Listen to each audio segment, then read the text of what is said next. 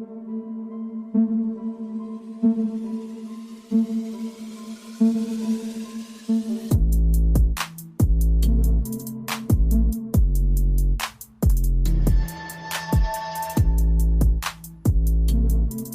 up, everyone?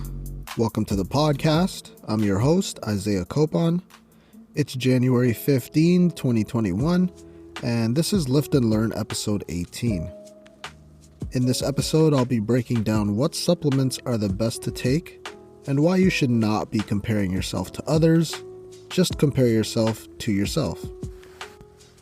Before that, though, I'll talk a bit about what I've been up to lately, and that might include fitness-related topics, and it might not. If you want to follow me, your host, on Instagram, it's isaiah.copon, and you can also check out my website, isaiahcopon.com. The podcast is on Instagram, at Lift and Learn Podcast, on Twitter, at Lift and Learn Pod, and also on Facebook. You can just search Lift and Learn Podcast. With that being said, let's get into it. So CES 2021 was this week, even though I totally forgot about it. CES stands for Consumer Electronics Show, and that used to be something I paid attention to so heavily in the past because I used to write tech blogs on a website that's actually still live, but I haven't updated that since 2012. And I still follow tech to this day, just not as much as I used to, since tech is more of the same thing year in and year out now. Back when I was blogging, we were just starting to get into touchscreen phones, and I mean, BlackBerry was still relevant in those times, so we were in some sort of transition period, which was exciting. Well, I watched some of the CES recap this week, which shows off companies' most exciting tech for the year, and there were a lot of fridges, home appliance stuff, new micro LED TVs that I'll never be able to afford. Samsung had a bunch of robots out there, and I think the part that stood out to me most was what LG showed off. So they were showing off air purifier stuff, and they have mobile ones. And in the age of COVID-19, they also have this mask they made with a built-in air purifier. And I thought that was pretty cool, actually. Although it did look bulky on the models' faces, so it was a bit funny looking. It literally looks like a small Oculus, you know those VR headsets? It looks like one of those over the face and mouth area instead. I ended up looking up the price because I thought it'd be pretty cool if it was like $100, but yo, it's damn near $300. I read a bit more into it. There's 3 speed settings for the purifier or whatever, and it lasts up to 8 hours, and it takes 2 hours to charge over micro USB. Come on, man, it's 2021 and we're still using micro USB to charge things. And it also said that you should replace the filter every 30 days, and that's another piece of tech that's too expensive. Moving on, I ended up watching the Cobra Kai After Party series, or whatever it's called, and look who showed up, old Billy Freckles, Billy Redface. And that's Bill Burr, in case you're unfamiliar with the nickname. He's so jokes. But it wasn't actually even about Cobra Kai at all. I mean, maybe the first 10 minutes were, and then after that it just became about Bill Burr and his stand-up, which was fine, but I mean, it was called Cobra Kai After Party, so it made no sense that they just talked about Bill Burr for 20 minutes in the middle of everything. Oh yeah, and the host was David Spade, and I don't really find him all that funny, so his skits were just, I don't know, pointless to me. And about Bill Burr, one of my friends actually put me onto his podcast years ago, and that was one of the first ones I ever started listening to. I still listen to it to this day, and he's probably a tiny little part as to why this podcast exists too, since I might not have even gotten into listening podcasts if it wasn't for him. And on to sports now. Let me talk about it for a bit since hockey is finally back. But first, let's actually talk about basketball. Raptors are off to a pretty slow start this year though, and COVID just absolutely ran through the league this week. And even though that's going on, Indiana has stated that they plan on allowing fans to start coming to their games starting on January 24th. At first, there will only be 1,000 fans in the stands, but they plan on getting that number up to 4,500 as the season goes on. We'll see how that goes. They already had to stop fans from going to the Tampa Bay Raptors games, so the Lightning hockey team obviously won't have fans either. Last thing about the NBA, one of my favorite players in the league right now, Jason Tatum, he tested positive for COVID this past week, and they announced this the day after they played the Washington Wizards. So it would only make sense that both teams would have to cancel some games because of contact tracing, but nope. The only players from Washington that had to sit out the next week or so games was Bradley Beal. And that's only because they were having a close proximity talk after the game. Man, it's just laughable how the league is handling their contact tracing right now. Like, the bubble was great and worked out amazing for the league, but honestly, this doesn't make any sense at all. I mean, they all touched the same basketball that night, and basketball requires some amount of contact, so they must have been breathing and sweating all over each other throughout the game. League cases are starting to go up, so who knows how this season will continue to play out. Luckily for me, though, I only have one player on my fantasy out related to COVID, so hopefully that number doesn't continue to go up. Even though the way the league is handling things, yeah, it's not really looking good. There were a few postponed games this week. Celtics versus Heat was the first one, and then there was a Pelicans-Mavs game, and then another Celtics and Bulls game, and I think like a Phoenix and Atlanta one too. They had a meeting this past Tuesday to see if they should put the season on hold for a week or two, but they ultimately decided to just keep her going. Instead, they said they've decided to put an end to hugging pre or post game between players and no tapping hands in between free throws. Only fist bumps and elbow bumps are allowed now, apparently. They've also tightened up on more mask wearing at the benches, and players aren't allowed to leave their hotel rooms or wherever when they're on the road, or else they could be subject to 2 COVID tests per week. And last thing about the NBA, I had to toss in here in my point form notes. Huge trade happened this week. James Harden going to the Brooklyn Nets to join Kevin Durant once again, and Kyrie Irving whenever he decides to come back to actually play basketball. Other notable stars in this trade is that Oladipo and some picks are going to Houston, not Houston, Houston, say that properly. Cavaliers got Jarrett Allen, and Karis LeVert is now on the Pacers. Well, that's it. Now that Brooklyn is completely stacked, it's time for the Raptors to just tank this season because there's no way they're going to get past that trio to get to the finals again. On to hockey now. First things first, Corey Crawford has retired. Now, the Blackhawks did let him go this offseason, but he's decided to call it quits and call it a career.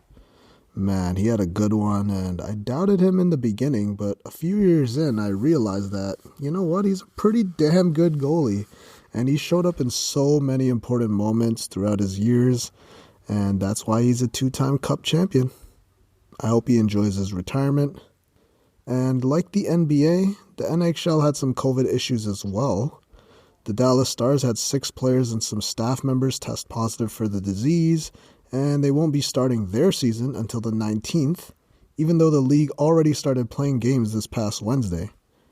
Columbus had some issues as well and couldn't even hold most of their training camp because of the same problem.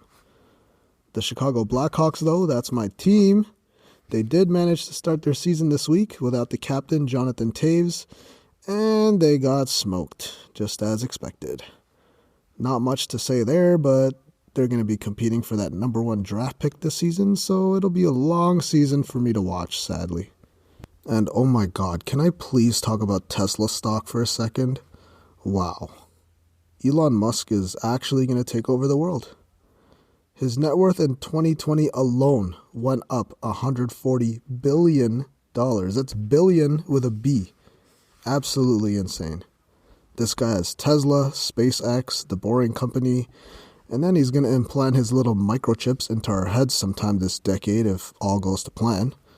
I don't know how he has time to do all this stuff.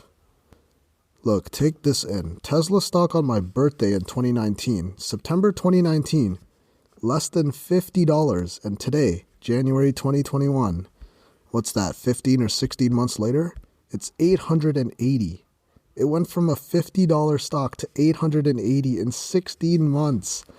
I can't even comprehend something like that. I mean, I don't even understand stocks fully right now, but that's just ridiculous. On a side note, since we're talking about Tesla and cars, there's apparently been talks between Apple and Hyundai when it comes to cars or a self-driving car. Who knows if that'll actually happen this decade as well. Hyundai also made headlines this week when they bought Boston Dynamics for almost $1 billion. If you don't know who Boston Dynamics is, then they're that company who makes those creepy Black Mirror-like robots. And they had that video that went viral a few weeks ago where the robots were dancing or whatever. And one last thing before I fully transition over to the fitness topics this week is still health related, and it's about e-cigarettes, because a new article about it came out this week. Yeah, they do seem to be a bit healthier than smoking cigarettes, but they're still pretty dangerous when it comes to overall health. Apparently, some of the ingredients in these e-cigarettes could actually damage the gut barrier and triggers inflammation within the body. This results in this leaky gut syndrome, which stems from the propylene glycol and vegetable glycerol that most e-cigarettes tend to contain. And we knew this was a problem before, but we're constantly learning more and more about these little devices that seem like they're harmless since it's vapor now and not smoke, but these companies are still placing these ingredients in there that can still be harmful to you. Topic 1. The best supplements to take. First things first, you do not need supplements to be more healthy as long as your diet is good. That being said, taking a supplement like a protein powder may be necessary. For me, I should eat 170 grams of protein for a variety of reasons that I'll go into later, but I can't get that just by eating meat sources or whole foods all day, so I'll have a scoop, which is around 20 grams of protein. But currently, I'm not taking any kind of protein powder because I don't have any on me while I'm in the US right now. Remember that supplements should be just that. Supplements. That means they can be taken alongside a good diet. They do not replace the nutrition side of being healthy. The definition for the word supplement is something that completes or enhances something else when added to it. And the example that Google gives here is the handout is a supplement to the official manual. And that's exactly what supplements are. If we're talking about what the official manual is, that would obviously be our diet. That means eating whole foods and a good overall diet. And the handout are the supplements that you could take. That means it's not really necessary most of the time, but they can help you if you want to get a little bit more benefits, but nothing is going to be better than the official manual, or in this case, nothing is going to be more important than how your diet is and fixing that first and foremost. It's ideal to get your protein and other vitamins and minerals from real and whole food sources.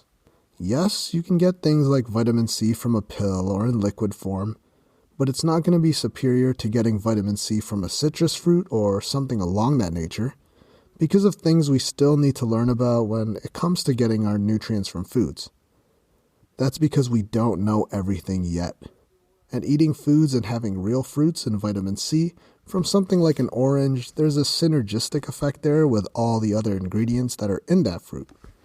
The supplement industry makes billions a year, and it's a largely unregulated field. The only time a supplement will get pulled off the shelf is when it's actually been shown to do significant harm to a lot of people who actually call out the product or company. Most companies out there claim that their product has multiple benefits, but most of the time it's not proven that the product even works, so it's best to stay away from things if you don't know exactly what they are. And most of the time, you should probably just do the research yourself before buying any supplement or product off the shelf. Even when it comes to buying whey protein, which I believe is the most bought supplement, most companies claim to have whatever amount of protein per scoop, but research into this has actually shown that most companies, I want to say even up to 90% of them, they're off when it comes to proper dosage, or their ingredients don't even match up to what the nutrition label says on the side of the product. because, like I said earlier, the supplement industry is pretty much not regulated by the FDA. The amount that supplements will actually help you is likely less than 5% and probably even closer to 1 or 2% for most of the hundreds of supplements that are out there, besides the important ones that I'll cover today. And even the ones that I do cover today will still only help you a little bit. Remember, they're not altering hormones to make massive gains like something along the lines of steroids. So the first and the most researched supplement out there, creatine. And currently this is the only supplement I'm taking while I'm in the US. Creatine has multiple health benefits, not just in terms of gaining muscle. There's also brain, heart, mitochondrial benefits, and antioxidants. It's beneficial for so many things, and we're still discovering more and more about it to this day.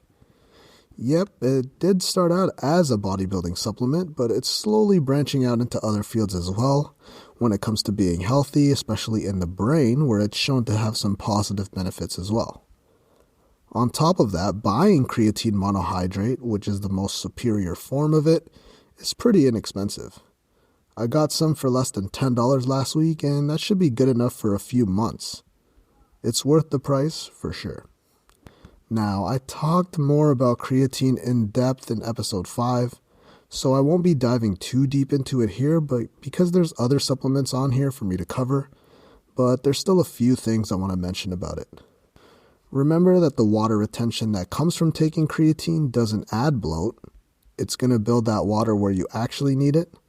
That's in your muscles and your brain for energy purposes.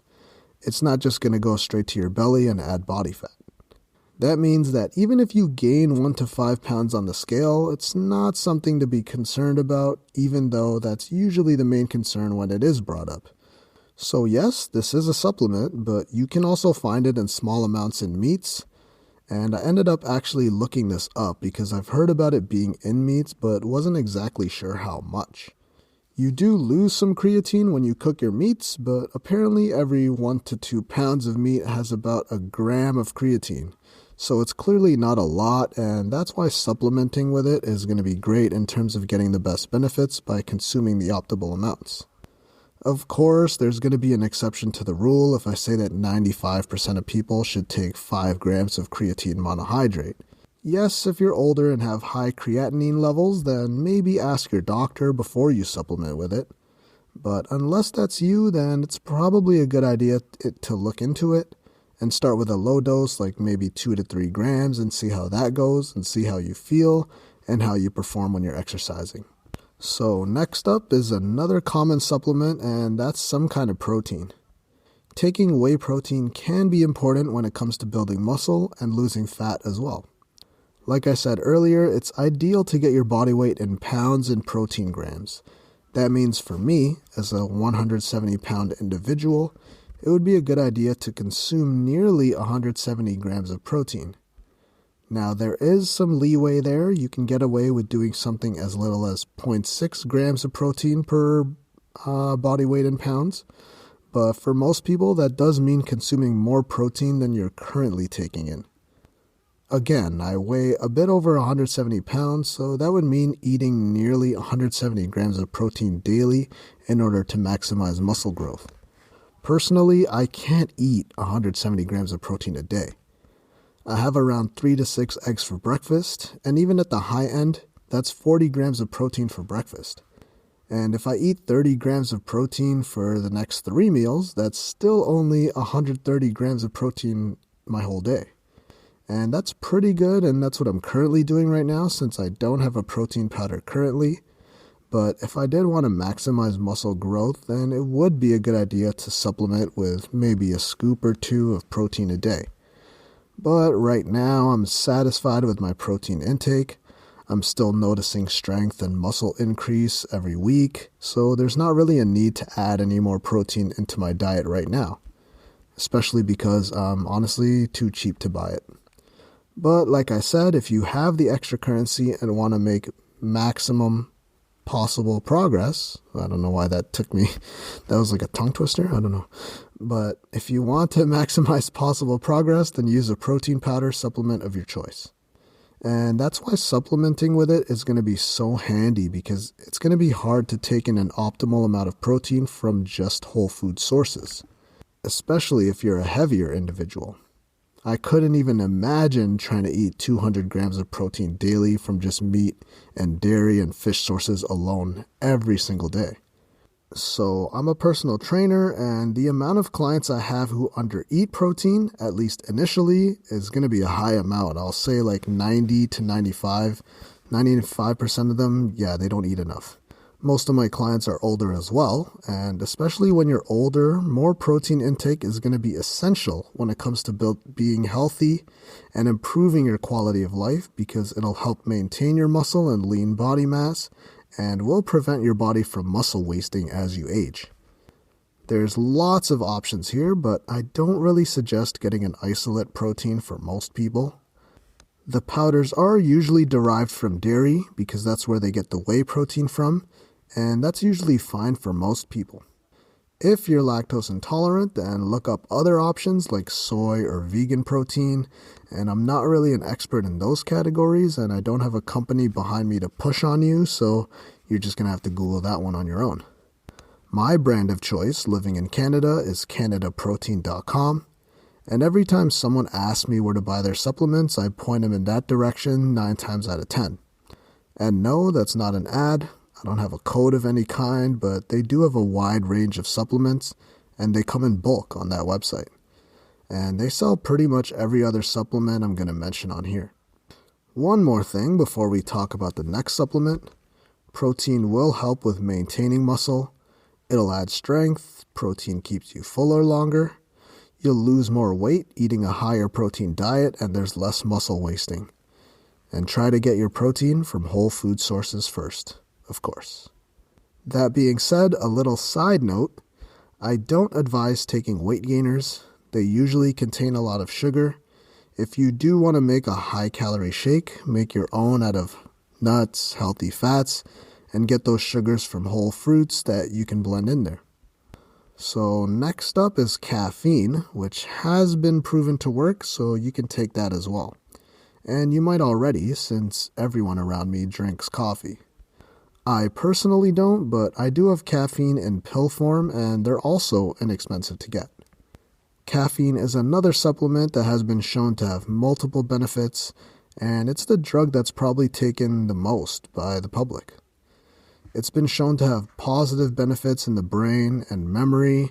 It has anti-cancer benefits, but at the same time, that doesn't mean that taking caffeine every day means you're immune to cancer, so don't get the wrong idea here.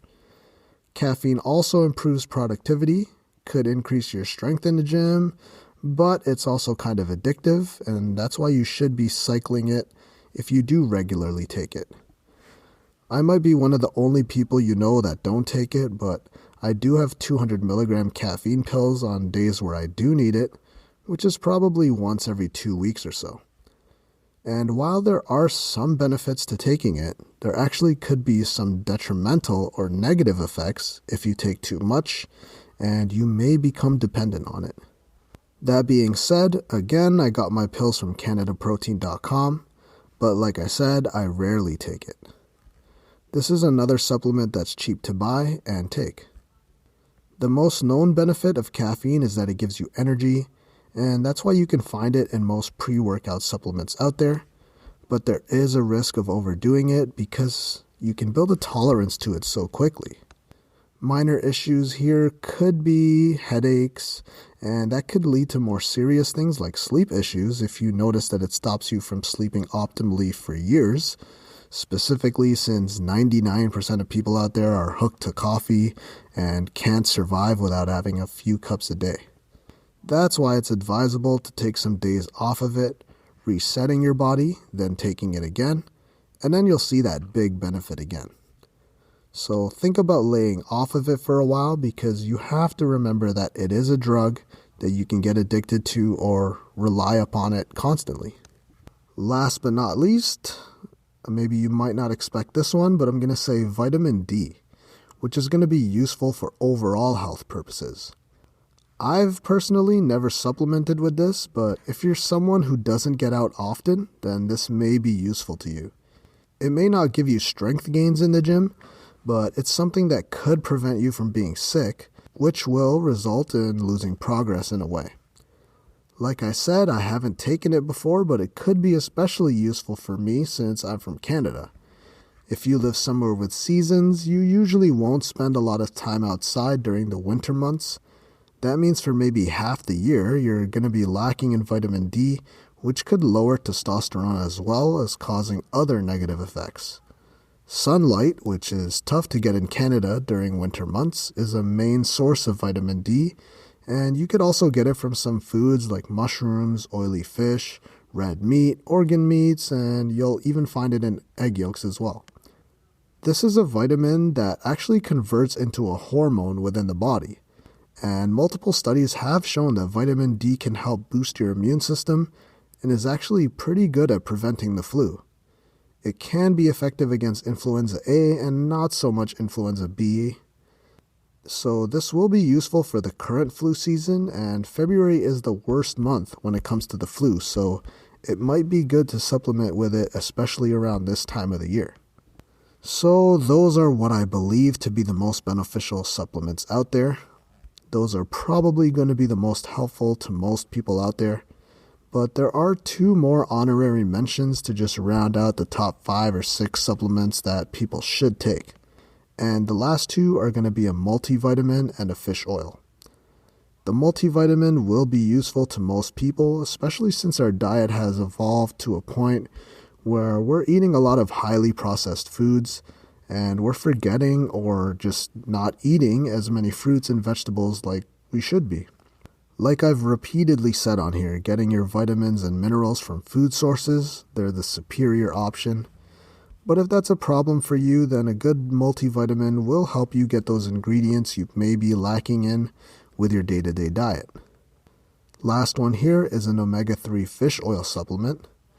Of course, getting your omega-3s from fish would be the better idea, but if it's not consistently involved in your diet, then consider supplementing it. It's been shown to lower your blood pressure and to keep up good heart health. It could also boost your immune system and decrease inflammation throughout your body. Like I said with supplements, none of them are mandatory for you to take. That being said, the ones I take are creatine, a whey protein powder, the caffeine pills on occasion, and I also take a multivitamin along with a fish oil if I haven't been eating fish regularly. I also take beta-alanine the rare time, and that could help with gym performance, but I don't advise most people to take it because there's more important things to fix before taking that one.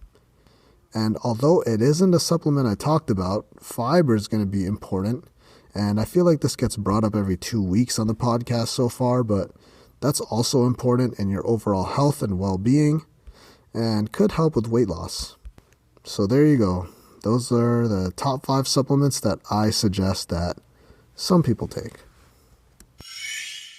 Topic 2. Compare yourself to only yourself. Compare yourself to yourself. The only person you need to beat is in the mirror. I've been there already. It took me a long time to learn this, and I'll be speaking from personal experience, more into depth about this later, but I used to be that guy who just used to see other stronger people around me in the gym. So then what did I end up doing? Adding more weight to the bar, even though I know in my head my programming wasn't supposed to be such a heavy weight for that day, but because I had this internal battle in my head of, oh, I can't let him lift more weight than me, that would cause me to go above and beyond what I was planning on doing. And that's completely the wrong state of mind to be in when it comes to training. Especially with social media, it's hard not to compare yourself to other people, or like I said, even just when you're in the gym and see other people who are stronger than you. But in reality, the only person you should be trying to beat is yourself. And that's why I always talk about how tracking your workouts and tracking other health progress is so important. When I look at my logs, honestly, I'm kicking my own ass. My strength is reaching PRs on all fronts. I just read something the other day that said something along the lines of, your 8th grade self would be proud of where you are now. And that's definitely applicable to me, and that's how you know you're doing well in life. Yeah, things might be hard at a certain time, but you've conquered everything so far, so nothing should stop you. Remember those stressful and hard times from before? And in the present, it seemed like an impossible thing to do, but you made it, and you're here now. So be mindful. Compare yourself to your past self. It's cliche, I've talked about it before.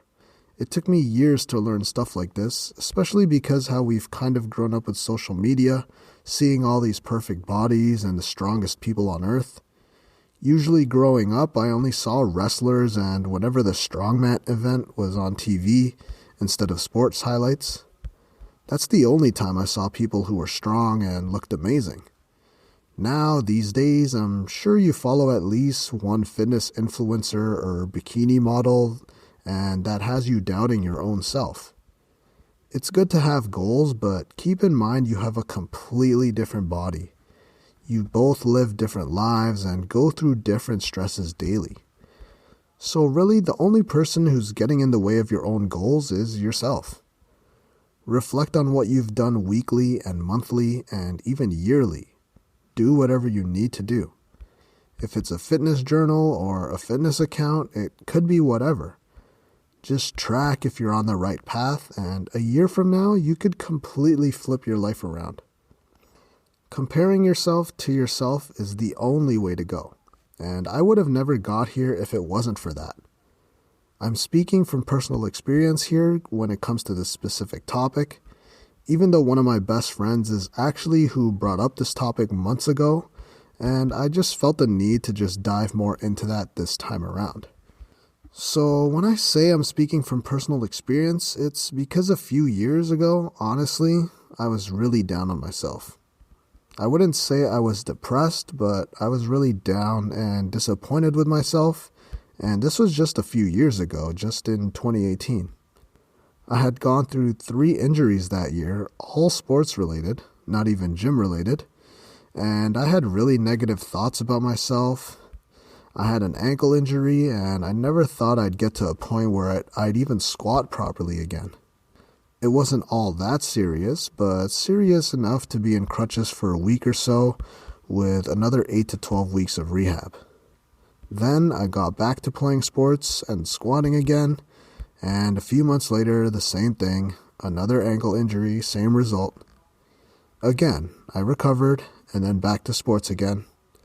And when I was at my lowest was when I decided to play basketball again, and ended up trying to brace my fall with my hand, and I ended up fracturing my thumb.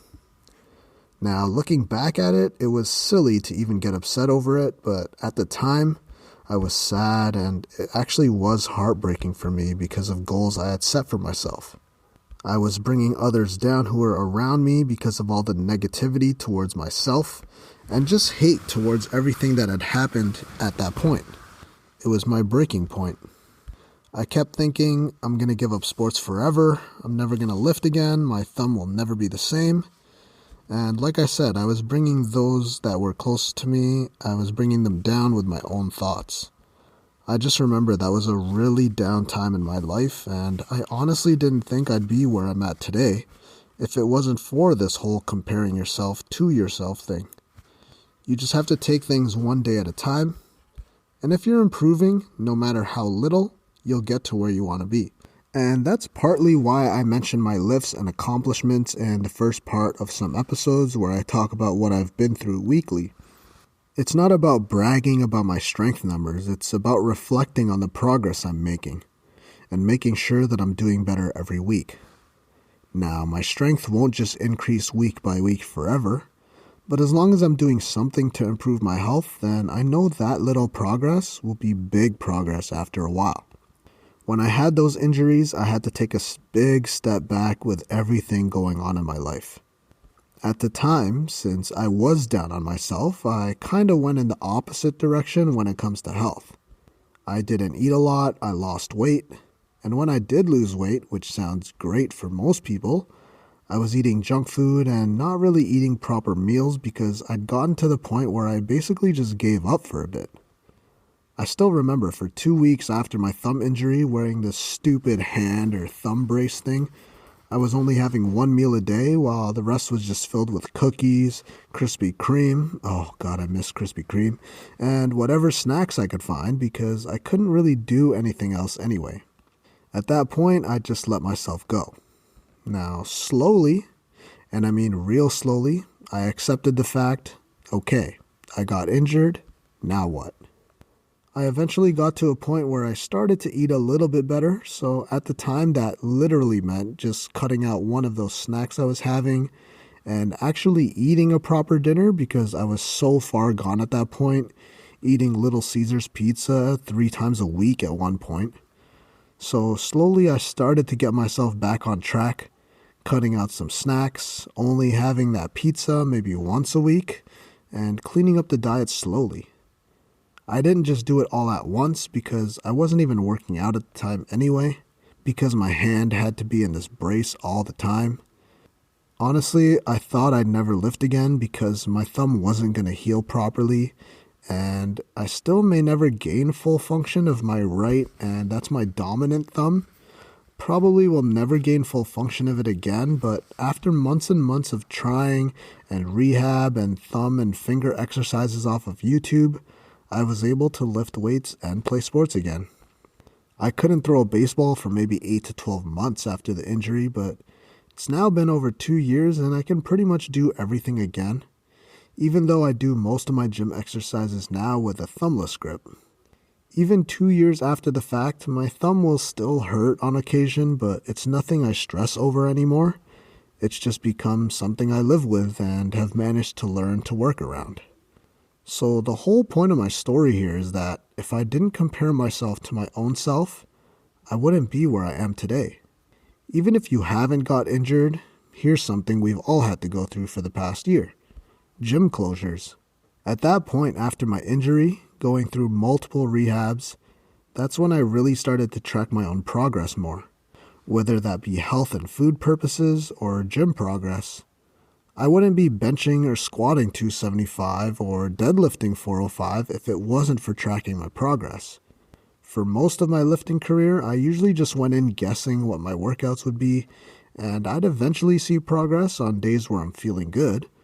But right now is when I've consistently been strongest because I've been tracking. Before, some days I'd do 245 on bench, some days I'd do 225 because I wasn't really tracking at the time.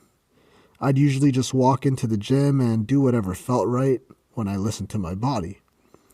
And you should always listen to your body, but if you just solely rely on that to make progress without any actual documentation, then you'll eventually stall in whatever it is you're doing. This is why you need to track progress and make sure you're getting better, because beating your past self should always be your goal. So like I said, we're all going through it right now with gym closures, so I mentioned before that in March 2020, the gyms closed, and then they opened again in September 2020. So even though when the gyms closed, I was repping out 225 on the bench press, I took a step back when the gyms opened again and I dropped the weight to just 185 when they opened again in September. I had a plan for myself and I stuck to it. So even though people around me were pushing more weight than me, I just ignored it, just focused on my own training. The plan here was to just increase my weight on all my lifts by 5 pounds every week. Yeah, I did underestimate my strength pulling my bench all the way down to 185, but it gave my body time to acclimate and get used to the weight again as I slowly put it on the bar. So I stuck to the plan, increased the weight just 5 pounds every week, and honestly, if you take a step back and actually look at it, that's amazing progress. It might not seem like a lot of progress, it's only 5 pounds a week. It's going to take forever to get strong. Well, not really. That's a 20-pound increase a month. And if you look at it over a year, that's 240 pounds. Now, obviously, I don't expect to gain 240 pounds on any of my lifts in a single year, so eventually the progress will have to slow down, but that's when you find other ways to increase intensity during your workouts. But again, that's why tracking is so important, because you're comparing yourself to yourself and constantly trying to be your old self in order to gain muscle and lose more fat consistently over time. Last thing here, looking at my past year, let's go back to October 2019, I was about 3 months post-rehab from my ankle injuries at that point. I was looking at my numbers earlier actually. I was 152 pounds, benching 200 pounds, squatting 185 pounds, and deadlifting 250 pounds. I was training clients pretty much only in person at this point. No online presence really. Now, a year and a bit later, I'm here on this podcast you're listening to, which I started. The podcast has its own website. I have my own website. I'm 172 pounds now. I'm up 20 pounds, and strength is reaching new levels, and everything feels good for the first time. In terms of my meals and nutrition, I always make sure to have at least 2 meals with vegetables daily. A year ago, I'd have vegetables maybe once every 2 days on average, and that makes a huge difference already. And I know I've mentioned a ton about gym progress when it comes to comparing yourself to your past self or to yourself, but this can be applied in pretty much every aspect of life, whether that be job-related, maybe money purposes, and do not compare yourself to other people. Be patient with your progress, and as long as you're working hard consistently, you'll be able to achieve whatever it is in life. And that concludes episode 18 of the podcast. Thank you for listening. If you really enjoyed the episode or my podcast as a whole, then please leave a review and comment on iTunes or whatever your choice of podcast platform is. Also, if you haven't already, you should hit that subscribe button because I'll be releasing episodes every Friday. If you want to follow me, your host, I'm Isaiah.Copon on Instagram, and you can also check out my website, isaiahcopon.com. If you want to follow the podcast, you can check out @Lift and Learn Podcast on Instagram, and there's also a Facebook page if you just search Lift and Learn Podcast. Again, thanks for listening, and be sure to tune in next week with another episode where I'll be talking about rep tempo, or if you should do your reps fast or slow, and I'll talk about if kids should work out or not.